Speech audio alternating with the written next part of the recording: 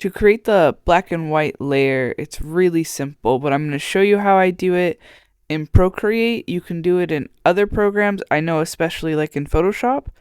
And then I'm going to show you some things that you can do with that layer after you're done using it that I find really useful in my own process. I hope these techniques answer your question, so let's get into it.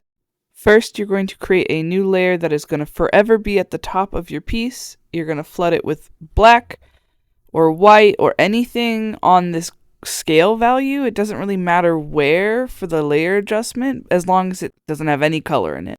This might be named differently depending on the program you use, but essentially you're going to look for the color or saturation layer adjustment value.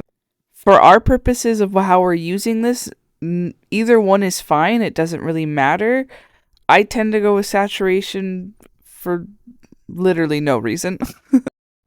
And I think it's an important reminder to make sure that you always keep that layer at the very top of all of your layers to make sure that they are being affected by this layer. Now, let me show you my process on how I use this while I'm laying out my colors and lights. So here you'll see I've set up that layer on this other piece. It's just a flat color piece I did, and I'm going to show you how I do color. We're going to create a new layer. It's going to also be an adjustment layer, but set to overlay.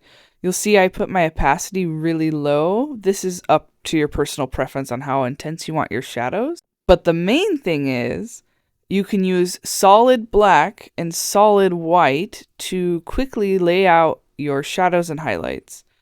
I personally prefer my shadow layer and my light layer to be two separate overlay adjustment layers. And I know that this works well also in Photoshop. I'm not sure about other programs because I know that sometimes overlay adjustment can kind of be visually different depending on the program. Generally speaking, this is usually my first pass at lighting.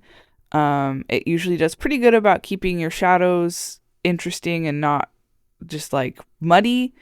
And it's really, really good for lighting and lighting techniques like subsurface scattering. See you in part 2 for the other technique I do.